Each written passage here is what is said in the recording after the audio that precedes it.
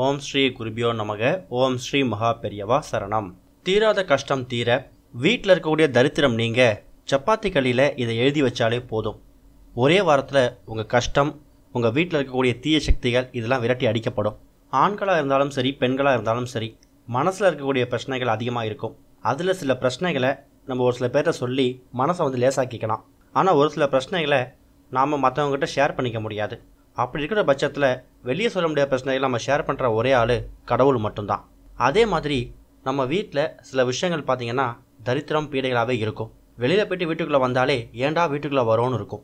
இது எல்லாமே நம்ம சாமிக்கிட்ட தான் சொல்லுவோம். சாமிக்கிட்டையும் சொல்லியாச்சு, ஆனால் மன நிம்மதி அடையலை, இன்னும் பாரமாகவே இருக்குது அப்படின்னு நினைக்கிறவங்க இந்த ஒரு பரிகாரத்தை செஞ்சு பார்க்கலாம்.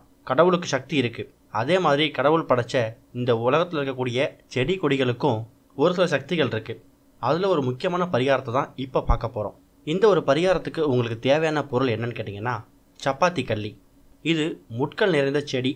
பொதுவாக இது ஊருக்கு ஒதுக்குப்புறமாக தான் இருக்கும். இந்த சப்பாத்தி கல்லியை வீட்டில் பொதுவாக வைக்க மாட்டாங்க. முட்கள் நிறைந்த செடியாக இருக்கிறதால வீட்டில் வைக்கக்கூடாது அப்படிங்கிறதுக்காக சில பேர் வைக்கிறதில்ல. ஆனால் இப்போ நம்ம சொல்லக்கூடிய இந்த ஒரு பரிகாரத்தில் நாம் சப்பாத்தி கல்லி செடியை வாங்கிட்டு வந்து வீட்டில் வைக்க போகிறதில்ல. கண்டிப்பாக உங்கள் வீடு பார்த்துக்கூடிய இடங்களில் சப்பாத்தி கல்லி செடி இருக்கும்.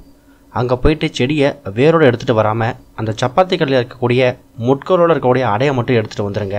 வீட்டில் எடுத்துகிட்டு வந்து ஒரு ப்ளூ கலர் பென் எடுத்து அந்த சப்பாத்தி கல்லி அடை மேலே அந்த முட்கள்லாம் இருக்கும், அந்த முட்கள்லாம் எடுத்துகிட்டு ஒரே ஒரு வரியில் உங்கள் பிரச்சனை என்னவோ அதை எழுதுங்க. அது மேலே மஞ்சள் தூளை தூவிட்டு அதுக்கப்புறமா உங்கள் பிரச்சனையை எழுதியிருக்கக்கூடிய அந்த சப்பாத்தி கல்லியை உங்கள் வீடு பக்கத்தில் இருக்கக்கூடிய ஆறு, ஏரி, குளம் இது மாதிரி இடத்துல கொண்டு விட்டுருங்க. தயவு செஞ்சு உங்கள் வீட்டு பக்கத்தில் உங்கள் கண்ணில் அது மறுபடியும் படுற மாதிரி இங்கே போட்டுறாதீங்க. கால் படுற மாதிரி இடத்துலையும் போட்டுறாதீங்க. சப்பாத்தி கல்லி கொஞ்சம் முள்ளாக தான் இருக்கும். இந்த பரிகாரத்துக்கு நீங்கள் அதை எடுக்கும்போது கொஞ்சம் பார்த்து கவனமாக எடுங்க. சப்பாத்தி கல்லை எடுத்துகிட்டு வந்துட்டோம், அதில் எழுதிட்டோம், அதே மாதிரி எழுதி தண்ணியில் கொண்டு விட்டுட்டோம். இதனால் என்ன பலன் கிடைக்க போகுது அப்படிங்கிற கேள்வி வரும். சப்பாத்தி கல்லி அப்படிங்கிறது கெட்ட விஷயங்களை தனக்குள்ளே இழுத்துக்கக்கூடிய ஒரு சக்தி இருக்கக்கூடிய செடி. நீங்கள் உங்களோட பிரச்சனைகளையும் உங்கள் கஷ்டங்களையும் நீங்கள் பேனாவில் எழுதி மனசார வேண்டிக்கிட்டு அதை எடுத்துக்கொண்டு தண்ணியில் விடும்போது அந்த சப்பாத்தி கல்லி உங்களோட பிரச்சனைகள் எல்லாத்தையும் அது உள்வாங்கிக்குமா. உங்கள் வீட்டில் இருக்கக்கூடிய தரித்திரம் பீடை எல்லாத்தையும் அது உள்வாங்கிக்கிட்டு உங்கள் வீட்டுக்குள்ளே ஒரு நல்ல சக்தியை ஏற்படுத்தி கொடுக்குமா. இதை நீங்கள் எந்த நாளில் வேணாலும் செய்யலாம். இருந்தாலும் ஞாயிற்றுக்கிழமைகளில் சாயங்காலத்தில் பண்ணுறது ரொம்ப சிறப்பு.